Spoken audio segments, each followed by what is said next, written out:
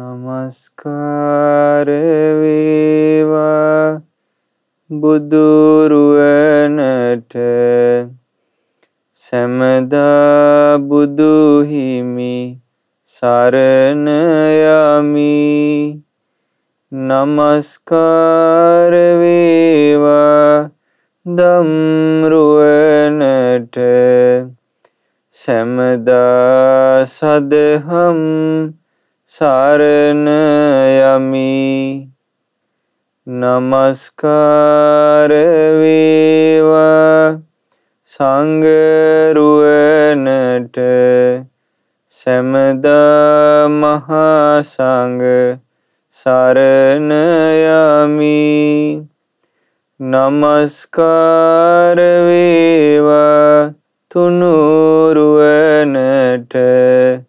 සැමදා තිසරණ සරණ යමි. සාදු සාදු සාදු. අපගේ ගුරු දේවෝත්තම පින්වත් ලොකු ස්වාමීන් වහන්සේට නමස්කාර වේවා. සාදු සාදු සාදු. නමෝ බුද්ධාය. පින්වතුනි, අද දවසේත් ධම්සයුර සදහම් දේශනාව සඳහා අනුග්‍රහය දරන්නේ ජර්මනියේ පදිංචි පින්වත් දයාශීලී හොන්, ජින්ස් හොන්, යං හොන් සහ චෙමිකා රාටිකා යන පින්වත් පිරිස විසින්. ඉතින් ප්‍රධාන අරමුණ හැටියට උපන්දිනයේ යෙදෙන දයාශීලී හොන් මහත්මියට සෙත් ප්‍රාර්ථනා කිරීම මූලික කරගෙන සියලු දෙනාට තමන්ගේ ජීවිතවලට ධර්ම දානමය පින රැස් කර ගැනීමේ අදහසින් අද මේ බොහෝ දෙනෙකුට බුදුරජාණන් වහන්සේගේ ධර්මය ශ්‍රවණය කරන්න අවස්ථාව සලසනවා. පින්වතුනි, මනුස්ස ලෝකේ ඉපදුණු අපිට ලැබිච්ච දුර්ලභම දේ තමයි බුදුරජාණන් වහන්සේ සරණ යන්න ලැබිච්ච එක. බුදුරජාණන් වහන්සේ සරණ ගිහිල්ලා ඒ බුදුරජාණන් වහන්සේ වදාළ ධර්මයේ ශ්‍රවණය කරන්න ලැබිච්ච එක. ඒ වගේම බුදුරජාණන් වහන්සේගේ ශ්‍රාවක සංගරුවන සරණ යන්න ලැබිච්ච එක. ඒ ඔස්සේ අපේ ජීවිතේට තවත් දුර්ලභ කාරණා රාශියක් මුණ ගැහෙනවා. දන් දෙන්න අවස්ථාව උදා වෙනවා. සීලය දියුණු කරන්න අවස්ථාව උදා වෙනවා. ඊළඟට අපේ සමාධිය දියුණු කරගන්න අවස්ථාව ලැබෙනවා. ප්‍රඥාව දියුණු කරගන්න අවස්ථාව ලැබෙනවා. ටික ටික සසරින් නිදහස් වීමේ මාර්ගය දියුණු කරගන්න අපිට අවස්ථාව ලැබෙනවා. අපේ ජීවිතය අපිට ලැබුණු මේ මනුස්ස ජීවිතය බුදුරජාණන් වහන්සේ වදාළේ ඊටාම අල්ප එකක්. ඊටාමත් පුංචි කාලයක් තියෙන එකක්. අපිට තියෙන අපේ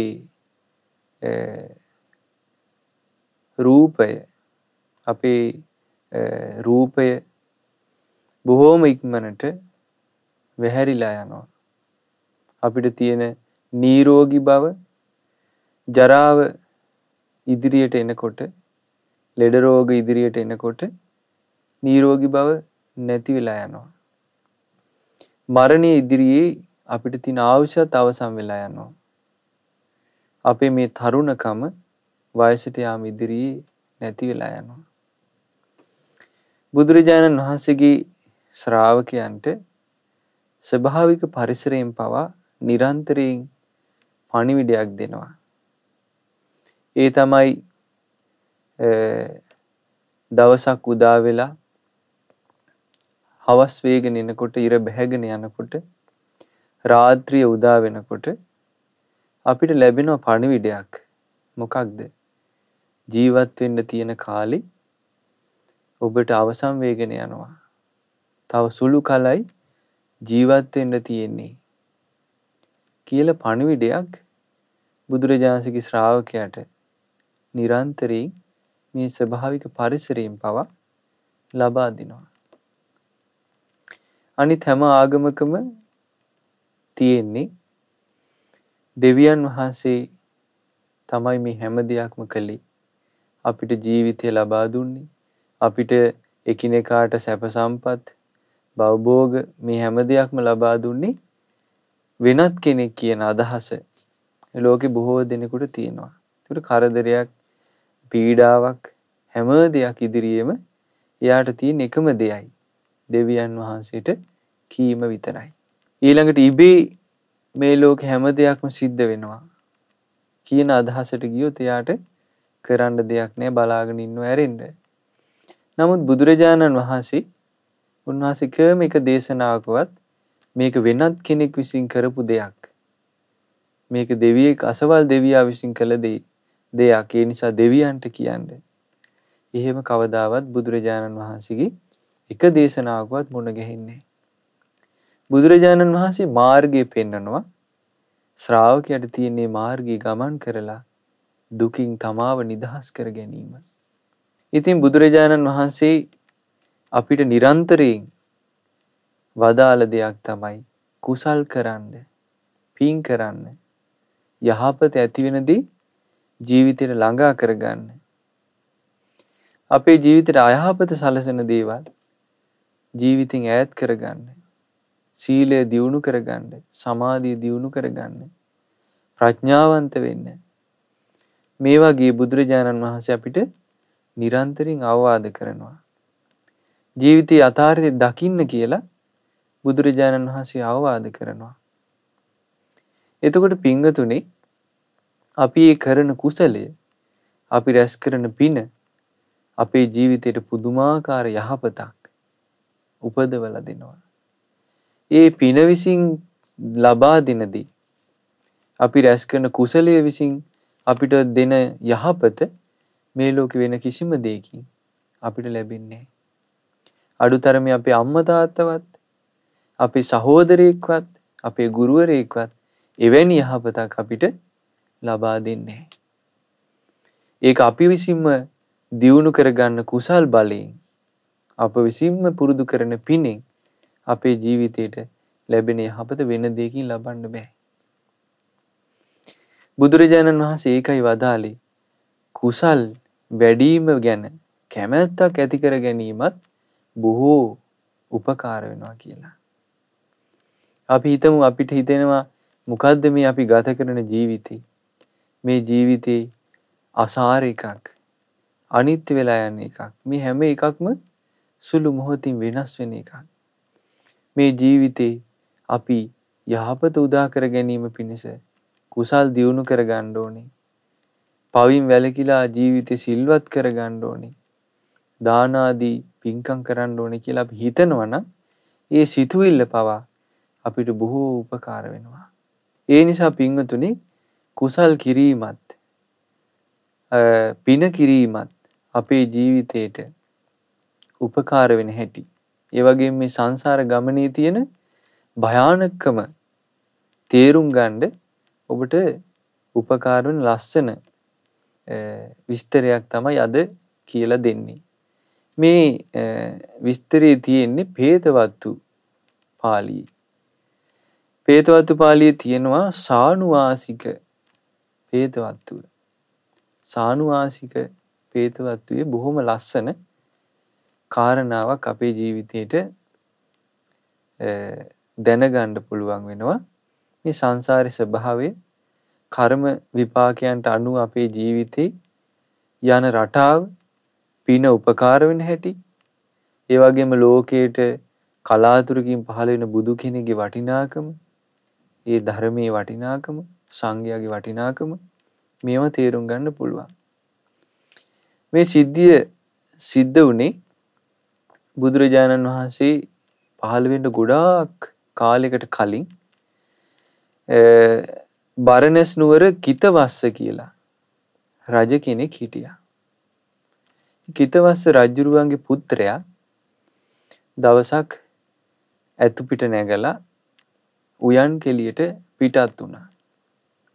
උයනට ගිහිල්ලා විනෝද වෙලා අහපොව නගරෙට එනකොට නගරේ සියලුම ජනයා රාජපුත්‍රයාට ප්‍රණාම කරගෙන වැඳගෙන ගරු සත්කාර දක්වමින් හිටියා.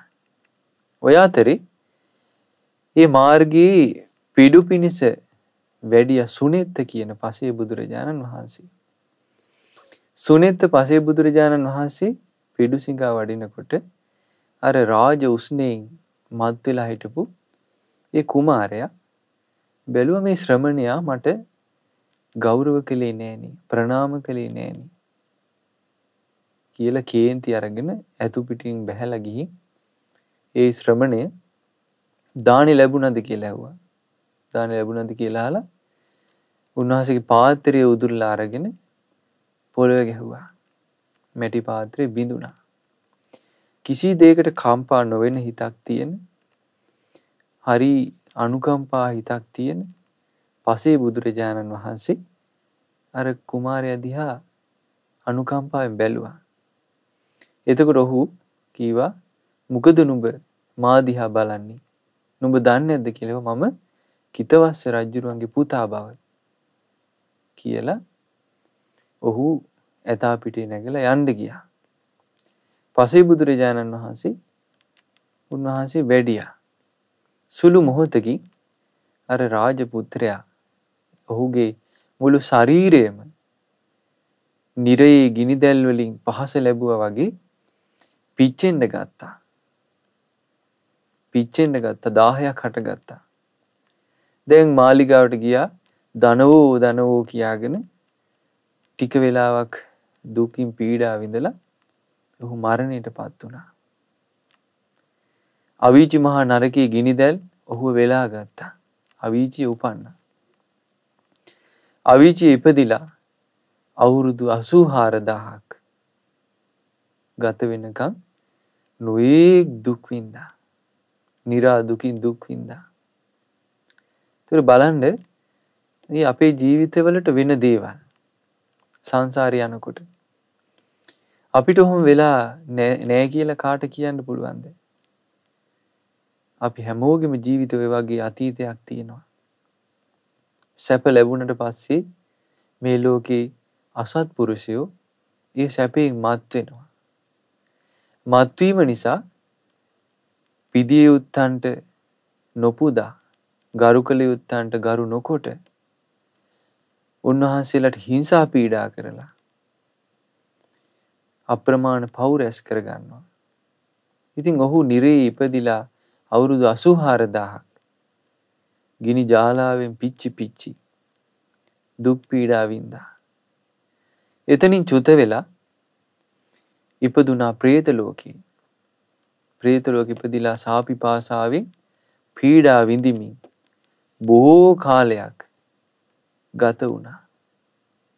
പ്രേත ලෝකෙ උපන්නට පස්සේ සෙමසොට්ටු ටිකක්වත් හොයා ගන්නවා කියන එක ඒ പ്രേතයන්ට දුෂ්කරයි.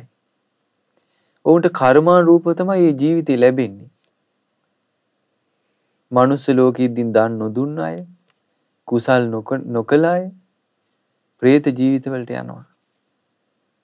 සමහර ඇත්තෝ ජීවත් වෙලා ඉන්නකොටම නිමිති පහළ වෙනවා. പ്രേත ලෝකෙ උපදින්න ලකුණු පහළ වෙනවා. මහා ජලකඳ ගලාගෙන මහා සයුර පුරවන මහා ගංගාවල ජලය ඒ പ്രേතයන් පිපාසාවෙන් ගඟ ළඟට යනකොට සමහර പ്രേතයන්ගේ කර්මානුරූප බලපෑමෙන් ලේ බවට හැරෙනවා. අසුචි බවට හැරෙනවා. සමහර මහා ගංගා ජලයේ නැති හිඳී ගියපු ඒවා වගේ බවට පත් වෙනවා. ඒතකොට මේ പ്രേතයෝ ඒ වැල්ලේ පෙරලිලා ගොඩාක් දුකටපත් වෙනවා. අහෝ මගේ කර්මයේ දැඩි බව බලව.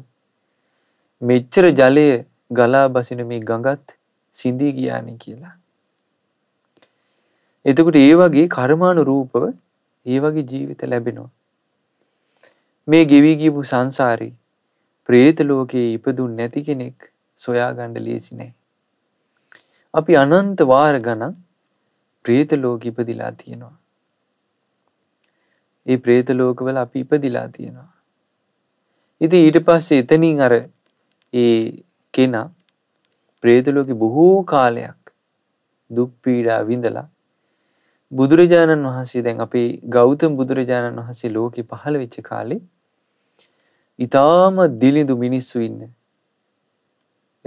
කෙවුල් ගම්මානයක ඉපදුනා. මසුන් මරලා ජීවත් වෙන මිනිස්සු පවුල් 500ක් ඉන්න ගමක ඉපදුනා. ඒ පුත්‍රයා ඒ ගමේ ඉපදිලා තුණ්ඩි කියන ඒ ගමේ ඉපදිලා දැන් මෙයාට පුංචි වයසේදීම තමන්ගේ පෙර ජීවිතේ සිහිපත් වෙන්න ගත්තා. තමන් අතීතේ රජපෞලේ හිටියා. තමන්ගේ වෙච්ච අඩුපාඩුවක් මුල් වෙලා අවීචියේ උපන්නා. එතනින් චුත වෙලා പ്രേත ලෝකේ උපන්නා. දැන් මේ මනුස්ස ලෝකේ ඇවිල්ලා ඉන්නවා. මේක පෙවුනා. ඔහුගේ ජීවිතේ ලොකු බයක් ඇති වුණා මේ පව් ගැන. එතකොට දැන් බලන්න නමුත් කර්මාරූප එහෙම ඇවිල්ලා ඉපදුනේ කොතැනද? ජීවිතේ පවත්වන්න මසුන් මරණ මිනිස්සු ඉන්න පවුල් තියෙන ගම්මානයක. අම්මා තාත්තා නෑදෑයෝ හැම කෙනෙක්ම කරන්නේ දීවර කර්මාන්තය. එතකොට මේ පුත්‍රයා බය වෙලා දැන් මසුන් මරන්න යන්න තමන්ගේ ඥාති පිරිස කතා කරනකොට හැංගෙනවා. දැල්වල පැටලිලා ඉන්න පණ තියෙන මසුන්ව ගලවලා මෙයා වතුරට දානවා. දැල් කපනවා. එතකොට මෙයාගේ මේ ක්‍රියාව දැන් මේ හැම එකම මෙයා කරන්නේ පවට බය තියෙන නිසා. මෙයාට අතීතේ මතක් වුණ නිසා. එතකොට ගමේ හැම කෙනෙක්ම මේකට විරුද්ධ වුණා. ඒ තමන් මහන්සි වෙලා මේ අල්ලගන්න මාළු වතුරට දානවා. ඊළඟට දැල් කපනවා. මෙයා විරුද්ධ දෙයක් කරනවා. ගෙදර ඇයොන්ට කිව්වා. එතකොට මෙයාගේ අම්මා තාත්තත් මෙයාව ගෙදරින් පන්න ගත්තා. මේ අහිංසක දරුවා දැන් ගෙදරින් එළෙව්වට පස්සේ හිමින් මෙයා යනවා ඒ ගමෙන්.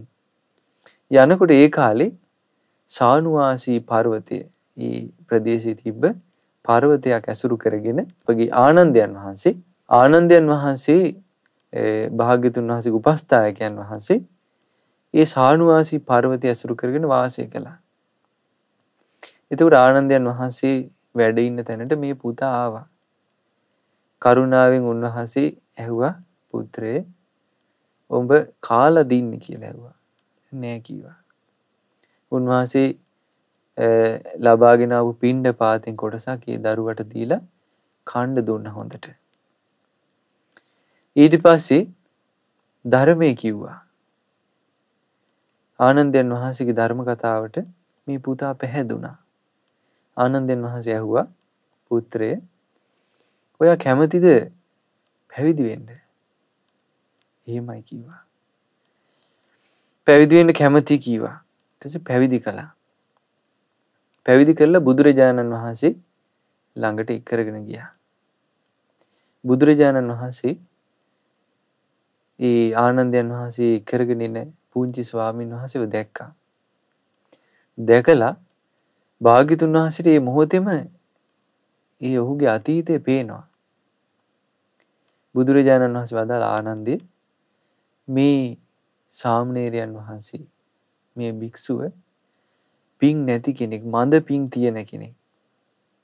ඒ නිසා අපි මේ භික්ෂුවට වතක් දෙමු කියලා බුදුරජාණන් වහන්සේ සංඝයාට පැන් ගෙන එන්න වතක් පැවරුවා.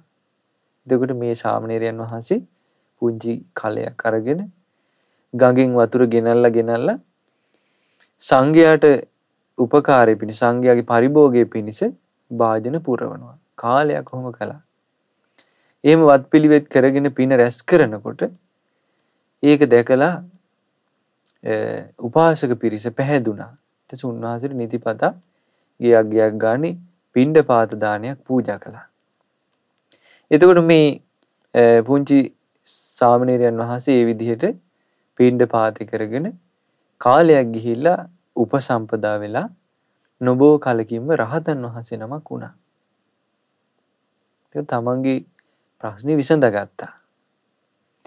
ඊට පස්සේ උන්වහන්සේ තවත් ස්වාමීන් වහන්සේලා 12 නමක් එක්ක අර තමන්ගේ ගම්මානේ තුන්ඩි කියන ඒ නගරේ සානුවාසී පර්වතය ඇසුරු කරගෙන ඒ දවස්වල උන්වහන්සේලා වාසය කළා. එතකොට අර තුන්ඩි කියන කෙවුල් ගමේ හිටපු 500ක් පවුල් වල මිනිස්සුත් තමන්ගේ අම්මා තාත්තත් සහෝදරයා ඇතුළු පිරිසත් මරණයටපත් වෙලා ඒගොල්ලෝ පින් නොකළ නිසා කුසල් දහම් දියුණු කරගත්තේ නැති නිසා ඒ අය പ്രേත ලෝකේ උපන්නා. പ്രേත ලෝකෙ ඉපදිලා දැන් මේ പ്രേතයෝ බොහොම දුකටපත් වෙලා පීඩාවටපත් වෙලා වාසය කරනවා.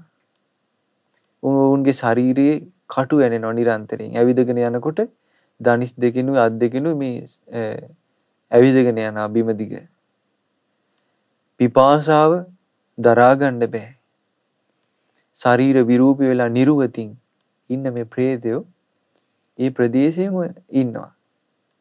එතකොට අර තමන්ගේ සහෝදර රහතන් වහන්සේව දැක්කා. දැකලා අම්මා තාත්තා කිව්වා ඒ වෙනකොටත් එක සහෝදරයෙක් හිටියා ඒ උන්වහන්සේට ගොඩාක් හිතයිසීව කරුණාවෙන් අනුකම්පාවෙන් බලපු ඒ පුත්‍රයාට දැන් പ്രേත ලෝකෙ ඉපදිලා ඒ හැම කෙනෙක්ම. එතකොට අර പ്രേත අම්මා තාත්තා කිව්වනේ පුත්‍රය අපි මනුස්ස ලෝකේ ඉන්න කාලේ අපේ පුත්‍රයාට අපි සැලකුවේ නෑ. ඔහු බැහැර කළා. ඒ නිසා අපිට නම් ඔහු ගාවට යන්න බෑ. අපිට මේ විදිහට යන්න බෑ. අපිට ලැජ්ජයි. ඒ නිසා නුඹ ඒ කාලෙත් මේ පුත්‍රයාට ගොඩක් අනුකම්පා කරපු නිසා නුඹ ගිහිල්ලා කියන්න අම්මා තාත්තා ඇතුළු පිරිස ඔක්කොම പ്രേත ලෝකේ උපන්නා. මෙහෙම පීඩාවටපත් වෙලා ඉන්නවා කියලා කියන්න කිව්වා. එතකොට මේ වැඩිමහල් සහෝදරයා പ്രേත ලෝකෙ ඉපදිලා ඉන්න උන්වහන්සේට පෙනී හිටියා. කිව්වා අනේ ස්වාමිනී ඔබ වහන්සේගේ අම්මා තාත්තත් මම සහෝදරයා මේ ගමේ හිටපු අනිත් සියලු දෙනාත් පින් කරපු නැති නිසා පව් කළ නිසා අපි പ്രേත ලෝකෙ උපන්නා කිව්වා. ඊට පස්සේ අනේ අපි ගොඩාක් පීඩාවටපත් වෙලා ඉන්නේ. සාපිපාසාවෙන් පීඩාවටපත් වෙලා ඉන්නේ. අපිට ඇඳ ගන්න වස්ත්‍රයක් නැහැ හරියට. ඉන්න තැනක් නැහැ. අපි මෙහෙම අත් දෙකින් කකුල් දෙකින් දන බඩ ගාගෙන ඇවිදින්නේ. අපිට හරියට වස්ත්‍රයක්වත් නැහැ. අනේ ස්වාමීනි අපිට ආහාර පාන ටිකක් වස්ත්‍රයක් මොනවා හරි ලැබෙන පිළිවෙලක් ඔබ වහන්සේට හදලා දෙන්න පුළුවන්ද කියලා ඇහුවා. එතකොට උන්වහන්සේ අර ස්වාමීන් වහන්සේලා 12 නමත් එක්ක පිණ්ඩපාතේ වැඩියා. කීවා එවත්නි ඔබේ පිණ්ඩපාතේ මට දෙන්න ඔක්කොම. ඒ සියලු දාන එකතු කරලා උන්වහන්සේ සිව්දිගින් වඩින මහා සංඝයා උදෙසා මේ භික්ෂාව පූජා කරමි කියලා අර සංඝයාටම පූජා කළා. උන්වහන්සේ ඊට පස්සේ ප්‍රාර්ථනා කළා මේ දාණයෙන් රැස් වෙච්ච පින මාගේ දෙමව්පියෝ සහෝදරය ඇතුළු ඒ ඥාති පිරිසට අනුමෝදන් වේවා කියලා. ඒ මොහොතේම අර പ്രേතයන්ට දිව්‍ය භෝජන පහළ වුණා. දිව්‍ය භෝජන පහළ වුණා. දැන් ආහාර පාන හොඳට තියෙනවා. එතකොට මේ සහෝදර പ്രേතයා පෙනී ඉඳලා කිව්වා ස්වාමීනි අපිට දැන් ආහාර පාන ලැබුණා. ඒ ස්වාමීනි අපි නිරුවතින් ඉන්නේ අපිට වස්ත්‍ර ලැබෙන පිළිවෙලක් බලන්න කිව්වා. එතකොට උන්වහන්සේ ඒ නගරේ ඇවිදගෙන ගිහිල්ලා කසල ගොඩවල් වලින් සොහොනේ වස්ත්‍ර කෑලි එකතු කරගෙන වස්ත්‍රයක් හැදුවා, සිවුරක් හැදුවා. සිවුරක් හදලා ඒ සිවුර සංඝයා උදෙසා පූජා කළා. පූජා කරලා මේ චීවර දාණයෙන් රැස් වූ පින මාගේ ඥාතීන්ට අනුමෝදන් වෙත්වා කියලා අනුමෝදන් කළා. ඒ මොහොතේම ඒ ඥාති പ്രേත පිරිසට වස්ත්‍ර පහළ වුණා. නොඑක් වස්ත්‍ර ලස්සන වස්ත්‍ර පහළ වුණා. දිව්‍ය වස්ත්‍ර පහළ වුණා. ඊට පස්සේ ආයෙ පෙනී හිටියා. කීවා අනේ ස්වාමීනි අපිට දැන් ආහාර පානක් තියෙනවා, වස්ත්‍රයක් තියෙනවා. හැබැයි හරීම පිපාසයි. අනේ ස්වාමීනි පැන් ටිකක් ලැබෙන පිළිවෙලක් බලන්න කිව්වා. එතකොට උන්වහන්සේ තමන් වහන්සේගේ පෙරහංකඩයෙන් පැන් පෙරලා සංඝයා උදෙසා පූජා කළා. මේ පැන් පූජාවෙන් රැස් වූ පින මාගේ ඥාතීන්ට වේවා කියලා අනුමෝදන් කළ සැනින් අර ප්‍රේතයන්ට පැන් පොකුණු පහළ වුණා. නොයෙක් පස් පියුම් පිපුණු ඊටාම සුන්දර වැලි තලා ඇති සොඳුරු පොකුණු පහළ වුණා. ඒකට මේ ප්‍රේතයෝ ඒ පොකුණු වලට බැහැලා අර අවුරුදු ගණනාවක් තිස්සේ තිබුණු පිපාසෙ සංසිඳුවා ගත්තා. වෙහෙස සංසිඳුවා ගත්තා. ආයෙමත් පෙනී හිටියා. ස්වාමීනි අපිට දැන් ආහාර පානක් තියෙනවා. වස්ත්‍රයක් තියෙනවා. අපිට ඒත් බලඳන්න පැනොත් තියෙනවා. හැබැයි අපිට ඉන්න තැනක් නැහැ. අනේ අපිට ඉන්න තැනක් ලැබෙන පිළිවෙලක් බලන්න කිව්වා. එතකොට උන්වහන්සේ කොළ ආතු වලින් පුංචි කුටියක් හැදුවා. කුටියක් හදලා දැන් ඒ කාලේ රහතන් වහන්සේලාගේ කුටි තිබ්බේ අර ගංගා තීරිය මහරහතන් වහන්සේගේ තල්කොළ 3ක්. තල්කොළ 3ක් තමයි කුටිය තල්ලතු 3ක්. ඒක ඇතුලේ වාඩි වෙලා භාවනා කරනවා. ඉතින් ඒ වගේ මේ ගල් ගඩොල් වලින් සිමෙන්තියෙන් අද වගේ එහෙම කුටියක් නෙමෙයි. කොලාතු වලින් කුටියක් හදලා සිවුදිකින් වඩින සංඝයා උදෙසා මේ කුටිය පූජා කරමි කියලා පූජා කළා. ඒ රැස් වෙච්ච පින මාගේ ඥාතීන්ට වේවා කියලා අනුමෝදන් කළා. ඒ මොහොතේම කූටාගාර සහිත ඊටමත් මනරම් දිව්‍ය විමාන බඳු විමානයේ ප්‍රේතයන්ට පහළ වුණා. හරියට මනුස්ස ලෝකෙවත් එවැනි නිවාස දැක ගන්න නැහැ කියන එවැනිදි ඒ නිවාස. එතකොට දිව්‍ය වූ නිවාස තමයි මේ ප්‍රේතයන්ට පහළ වුණේ.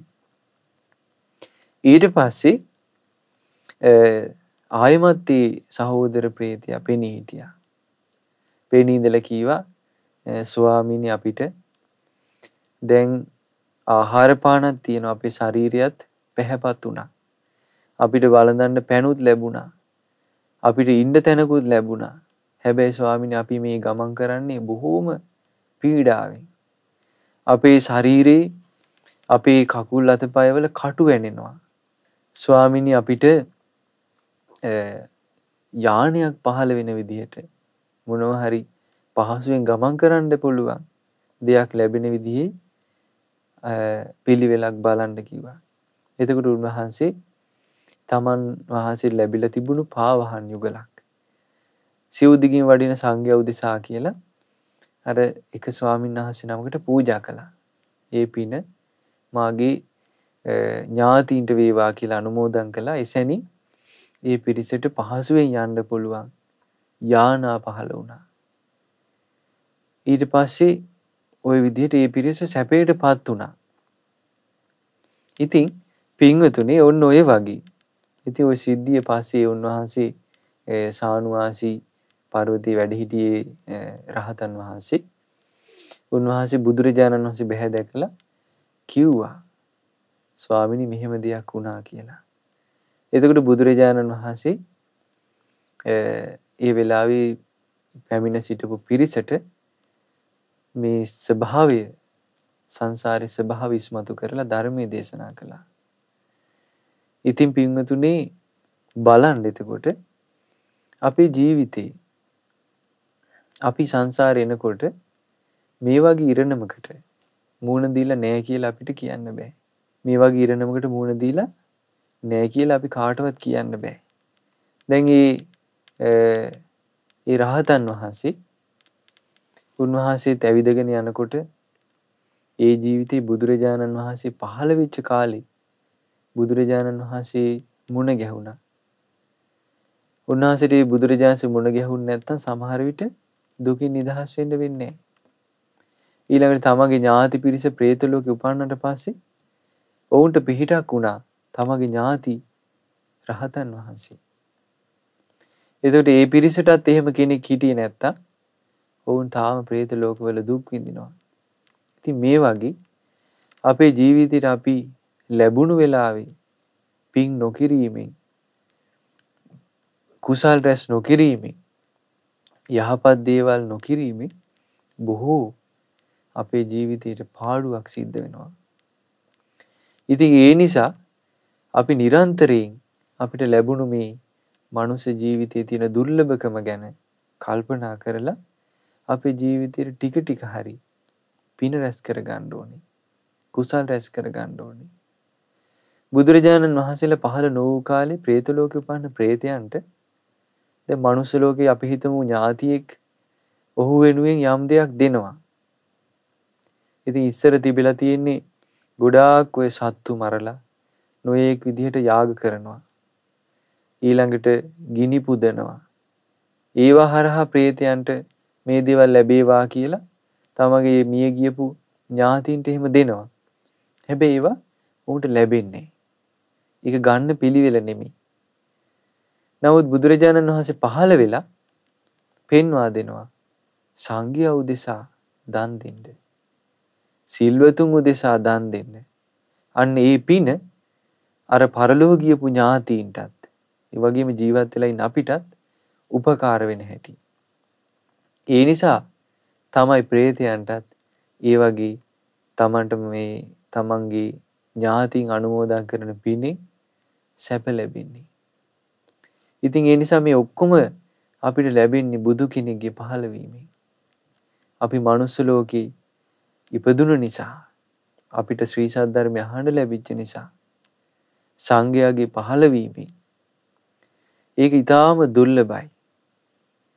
ඒ දුර්ලභදී අපි තේරුම් ගත්තේ නැත්නම් අපිට මේ අවස්ථාව ටික ටික අහිමි වෙලා යනවා. අහිමි වෙලා ගිහිල්ලා මෙතනින් පහළට වැටෙනවා. ආය සංසාරේ මිනිසෙක් වෙලා කවදා ඉපදෙයිද කියලා අපි දන්නේ. බුදුරජාණන් වහන්සේ වදාළ මනුස්ස ජීවිතයේ දුර්ලභකම හරියට මහා සාගරයට වියදණ්ඩක් දානවා කිව්වා.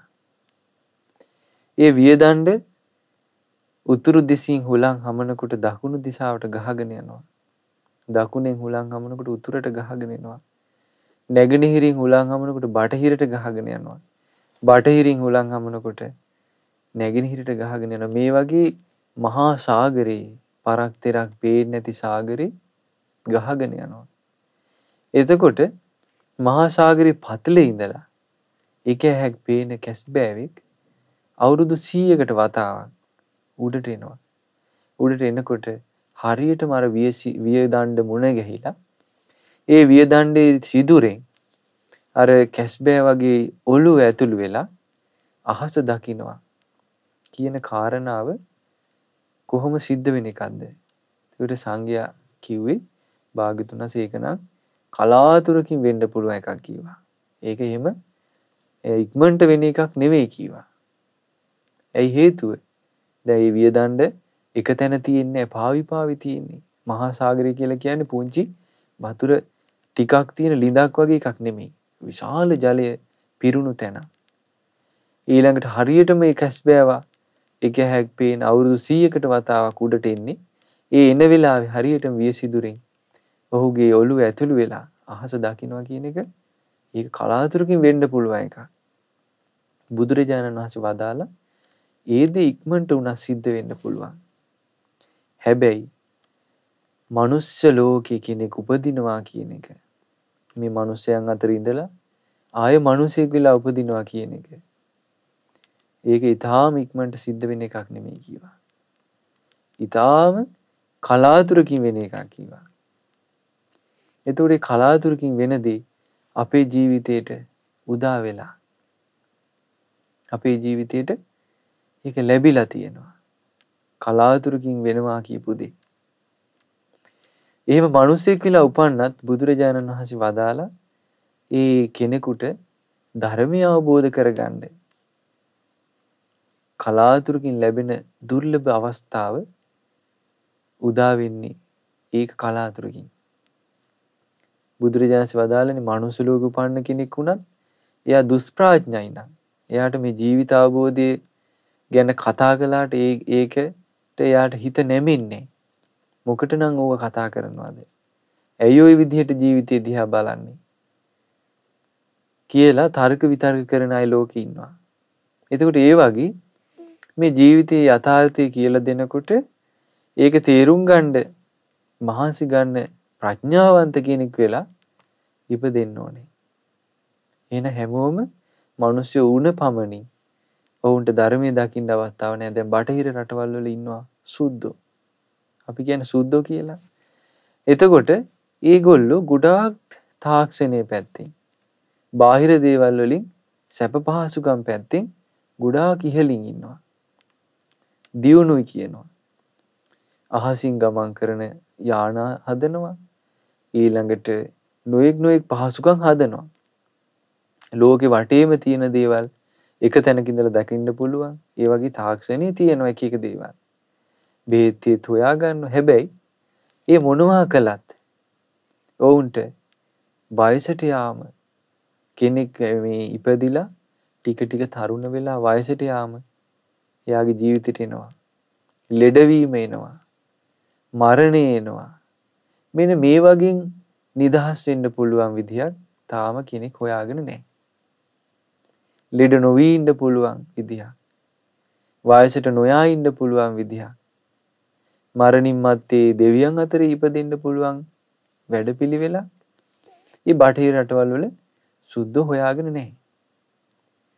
එතකොට තමන්ගේ සිතින් අන්නගේ සිත දකින්න පුළුවන් විදියක්.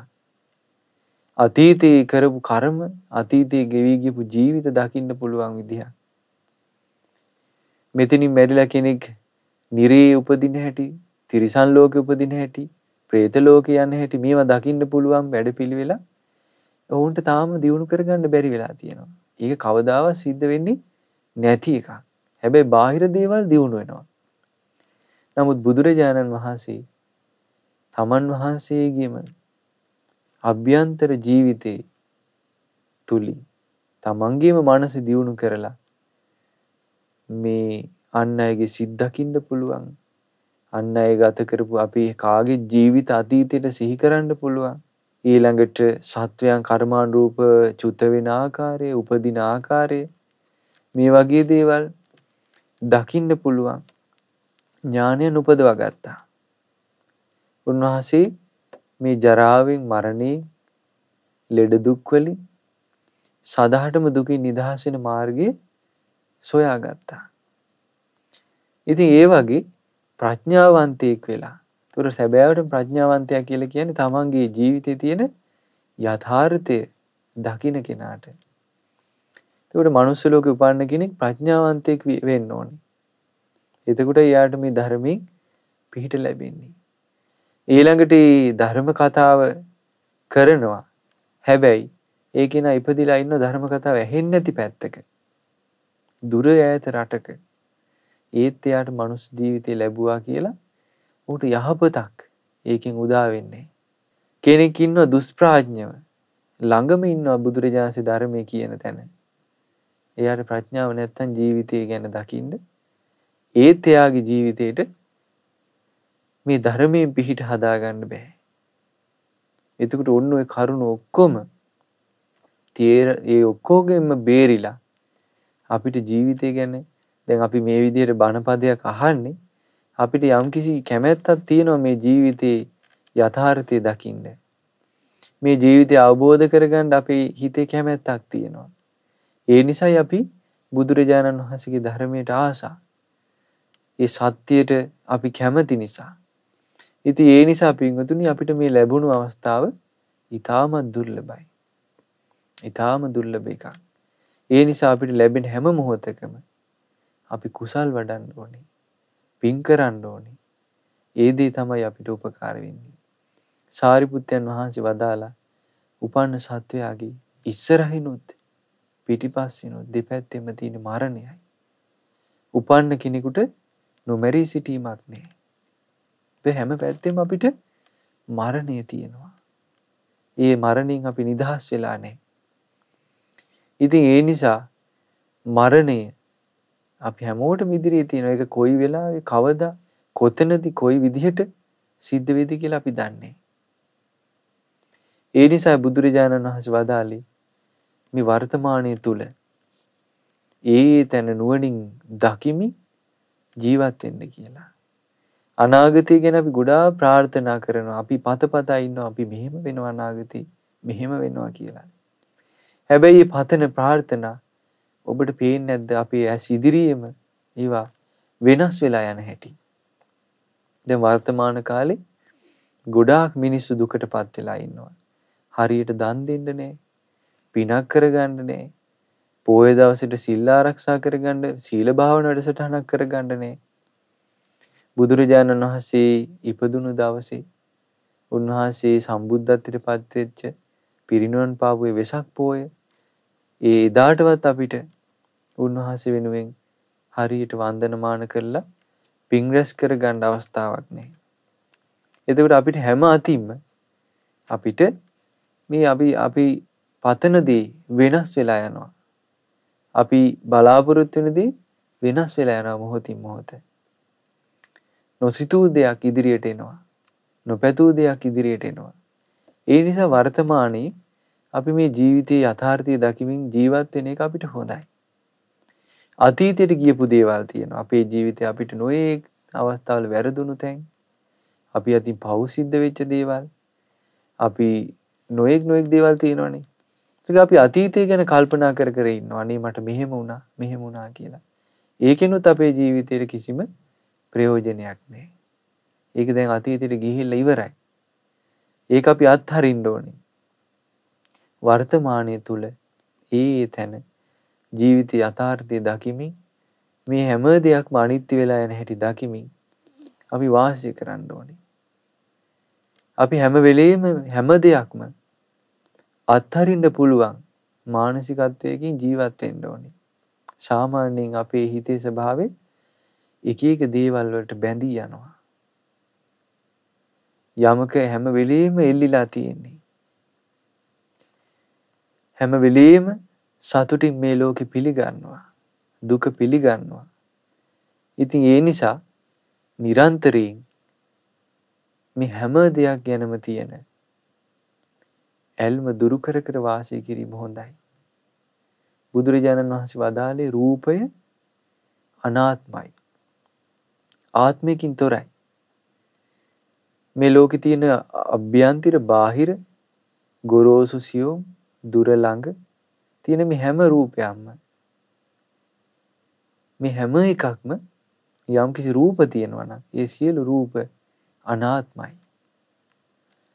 අනාත්ම රූපේ මම මගේ ආත්මය කියලා දකින්න දෙයක් නෑ. බුදුරජාණන් වදාලා රූපේ ආත්මයක් වුණා නම් මාගේ රූපේ මෙසේ වේවා. මාගේ රූපේ මෙසේ නොවේවා කියලා ලබන්න පුළුවන් කියනවා. නමුත් එහෙම ලබන්න බෑ. කවුරුත් මේ ලෝකේ ඉන්නවද මගේ රූපේ මේ විදිහට වේවා කියලා ලැබූ කෙනෙක්? එහෙම කවුරුත් නැහැ. බුදුරජාණන් වදාළ රූපේ අනාත්මයි. ඒ නිසා තමයි කියන රූපේ ආබාධය පිණිස පවතින්නේ. දුක පිණිස පවතින්නේ. අපිට ලැබෙන විඳීමුත් එහෙමයි. අපි විඳින සැප වේදනා, දුක් වේදනා, දුක් සැප රහිත වේදනා මේ සියලු විඳීම් අනාත්මයි. ඒ සියලු විඳීම් අනාත්මයි. ඒ සියලු විඳීම් ආත්මයක් වුණා නම් තමාගේ වසඟේ පවත්වන්න පුළුවන් නම් අපිට මේ සැප විඳීම දිගට ලැබේවා. දුක් විඳීම් අපිට එන්න එපා කියලා මේ විඳීම අපිට ඕන විදිහට වෙනස් කරගන්න පුළුවන්. හැබැයි අපේ ජීවිතේ සැප විඳීමුත් තියෙනවා. දුක් විඳීමුත් තියෙනවා. මධ්‍යස්ථ විඳීමුත් තියෙනවා. ඒක මොහොතින් මොහොත වෙනස් වෙනවා. අනාත්මයි. ඒ වගේම තමයි බුදුරජාණන් වදාළ සංඥාව හඳුනා ගන්න දේවලුත් වෙනස් වෙලා යනවා. ආත්මයකින් තොරයි. ආත්මයක් වුණා නම් අපිට ඕන විදිහට පවත්වන්න පුළුවන්. නමුත් අපිට ඕන විදිහට පවත්වන්න බෑ. ඒ වගේම තමයි සංස්කාරත් අනාත්මයි. අපි චේතනාත්මකව හිතන දේවල් හැම එකම මොහොතින් මොහොත වෙනස් වෙනවා. අපි යමක් හිතනවද ඊළඟ මොහොතේ අපිට දකින්න තියෙන වෙනම දෙයක්. අපිට අහන්න ලැබෙන වෙන දෙයක්. විඥානය අනාත්මයි. මේ පංච උපාදානස්කන්ධයම අනාත්මයි. ආත්මයකින් තොරයි. තමාගේ වශයෙන් පවත්වන්න බෑ. ඉතින් ඒ විදිහට ජීවිතේ අපි යථාර්ථය දකින්න ඕනේ. අපිට ඕන විදිහට අපේ ජීවිතේ පවත්වන්න පුළුවන් නම් අපි හැමදාම සැපසේ වාසය කරනවා. කෙනෙක් කැමති නම් හැමදාම පුංචි කාලේ බබෙක් වගේ ඉන්න. එයාට හැමදාම බබෙක් වගේ ඉන්න පුළුවන්. කෙනෙක් කැමති නම් තරුණයෙක් විදිහට හැමදාම ඉන්න. එයාට හැමදාම තරුණ කෙනෙක් විදිහට ඉන්න පුළුවන්. කෙනෙක් කැමති නම් කවුරුත් කැමති නැන්නේ වයසට ගියාම වයසට ගිහිල්ලා ජීවත් වෙන්න නේ. එතකොට ශක්ති සම්පන්නව නිරෝගීව ලෙඩ දුක් හැදෙන්නේ නැතුව ඉන්න කවුරුත් කැමති. නමුත් කැමති වූ පමණින් එහෙම ලැබෙන්නේ. ඒවා අපිට ඌමනා විදියට පවත්වන්න බෑ. ඉතින් ඒ නිසා පින්වතුනි ජීවිතයේ යථාර්ථය අපි තේරුම් ගනිමින් අතීතයට ගියපු දේවලුත් අනාගතේ නොපැමිණි දේවලුත් හිතින් ප්‍රාර්ථනා කර කර හිතින් මෙනෙහි කර කර ගොඩ නගා ගනිමින් හිතින් වාසය නොකොට වර්තමානයේ තුල ජීවත් වීම. මේ හැම දෙයකම තියෙන යථාර්ථය දකිමින් ජීවත් වීම අපිට හොඳයි. ඉතින් ඒ නිසා පින්වතුනි ඔබ කල්පනා කරගන්න අපේ අතීත සංසාරේ දැන් අපි අද ඉගෙන ගත්ත මේ සානුවාසික පේතවත්වයේ බලන්න අතීතේ කොතනද හිටියේ එදා කිතවස්ස කියන රජුණගේ පුත්‍රයා වෙලා අර සැපයෙන් මත් වෙලා ඒ පුත්‍රයා පසේ බුදුරජාණන් වහන්සේගේ පාත්‍රයේ බිඳලා උන්වහන්සේට තර්ජනය කළා.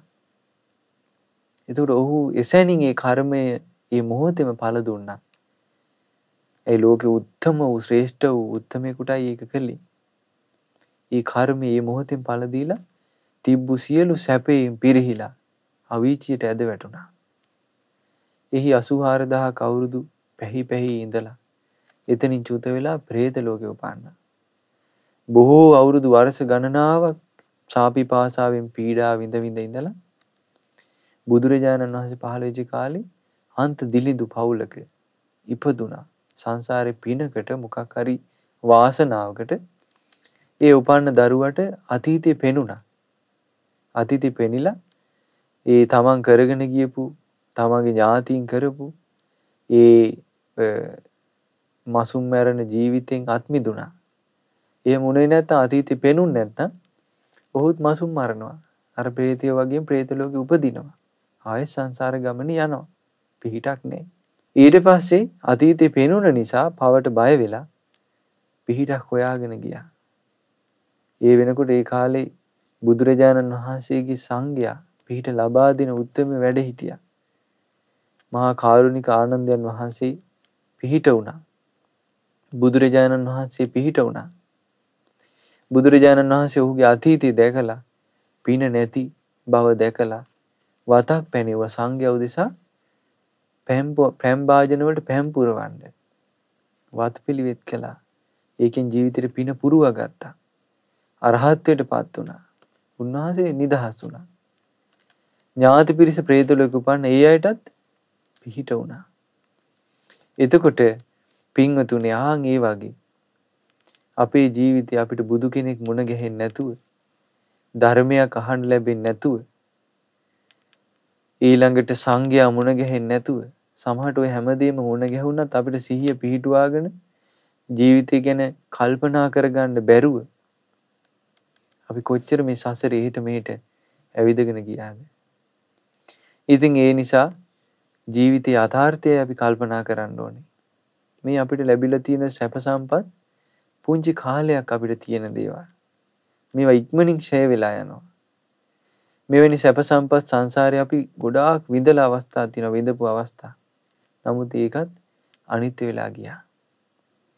ඉතින් ඒ නිසා මේ තියෙන පුංචි සැපයෙන් අපේ ජීවිතේ ප්‍රමාදයටපත් වෙන්නේ නැතුව අපි වීරියෙන් උත්සාහයෙන් කුසල් දහම් දියුණු කරගත්තොත් අපේ ජීවිතේට නිරන්තරයෙන් මරණින් ජරාවෙන් ඒ වගේම ලෙඩ දුක් වලින් ලැබෙන මේ බිය ගැන කල්පනා කරලා ජීවිතේට යහපත උදා වෙන කුසල් දහම් දියුණු කරගන්න පින් රැස් කරගන්න මහන්සි ගත්තොත් අපිට පුළුවන් වෙනවා මේ ලැබුණු මනුස්ස ජීවිතේ අපි අර්ථවත් විදියට ගත කරපු පිරිසක් විදියට මෙතනින් ඊළඟ ජීවිතයට යනකොට සුගතිය ඉපදිලා අපි මේ ධර්ම මාර්ගයේ ඉස්සරහට දියුණු කරගෙන යන්න සදාටම සසර දුකින් නිදහස් වෙන්න අපිට වාසනාව ලැබෙනවා. ඉතින් ඒ නිසා පින්වත් හැම දිනාටම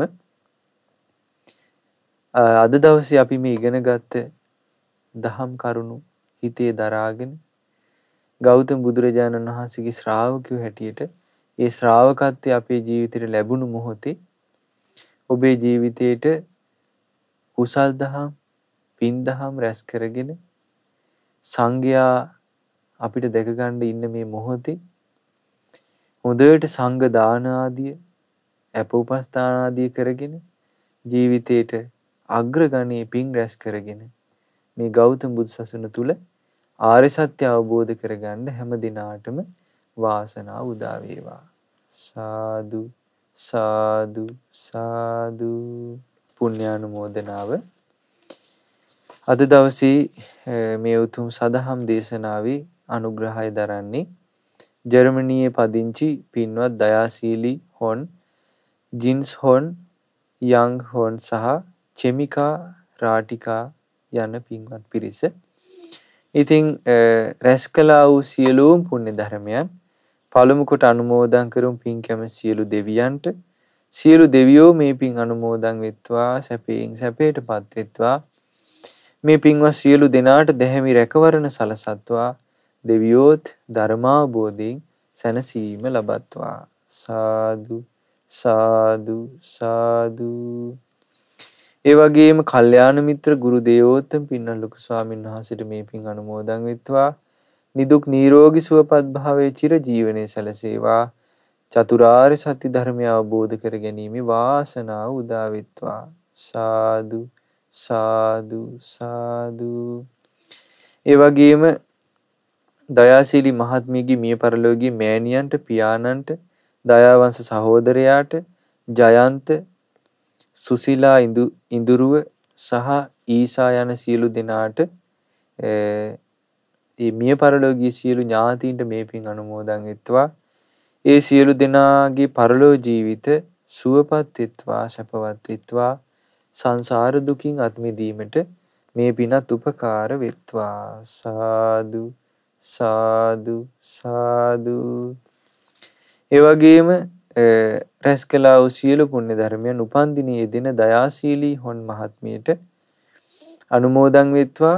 එතුමියට මේ පින් බලයෙන් නිදුක් නිරෝගී සුවපත් භාවයේ දීර්ඝායු සම්පන්නිය සැලසේවා. ජීවිතයට කුසල් රැස් කරගෙන පින රැස් කරගෙන තමන්ගේ ජීවිතේ අර්ථවත් කරගෙන ගෞතම බුදු සසුන තුල චතුරාර්ය සත්‍ය ධර්මය අවබෝධ කර ගැනීම වාසනාව උදා වෙත්වා. සාදු සාදු සාදු. ඒ වගේම දායකත්වයේ දරූ සියලු පින්වතුන්ටත් එම පවුල්වල නෑදෑ හිත මිත්‍රාදීන් දූ දරුවන් ආදී සියලු දෙනාට මේ පින් අනුමෝදන් වෙලා නිදුක් නිරෝගී සුවපත් භාවයේ චිර ජීවනයේ සැලසේවා. ඒ සියලු දෙනාට ජීවිතයේ කුසල් පින් රැස් කරගන්න වාසනාව ලැබේවා. ගෞතම බුදු සසුන තුල චතුරාර්ය සත්‍ය ධර්මය අවබෝධ කර ගැනීම වාසනාව උදා වෙත්වා. සාදු සාදු සාදු. ඒ වගේ මහමිනා වාසී සියලු පින්වත් ස්වාමින් වහන්සේලාටත් ගෞතම බුදු සසුනේ පිළිවෙත් පුරන සියලු පින්වත් ස්වාමින් වහන්සේලාටත් අනගාരികා මෑණියන් වහන්සේලාටත් පැවිදි අපේක්ෂක සියලු දූපුතුන්ටත් ශ්‍රද්ධා කාර්ය මණ්ඩලයේ සියලු දෙනාටත් ශ්‍රද්ධා මාසික ධර්ම දාන සමාජික සියලු දෙනාටත් මේ පින් අනුමෝදන් වෙත්වා. මේ අප සියලු දෙනාටම මේ පුණ්‍යානුභාවයෙන් නිදුක් නිරෝගී සුවපත් භාවයේ චිර ජීවනයේ සැලසේවා. ගෞතම බුදු සසුන තුල උතුම් චතුරාර්ය සත්‍ය ධර්මය අවබෝධ කර ගැනීම වාසනාව උදා වෙත්වා. සාදු සාදු සාදු. හැම දිනාටම තෙරුවන් සරණයි. නමෝ බුද්ධාය. මෙවැනි වටිනා ධර්ම දේශනා ශ්‍රවණය කිරීමට ශ්‍රද්ධා ඩේලි YouTube චැනලය සබ්ස්ක්‍රයිබ් කරන්න.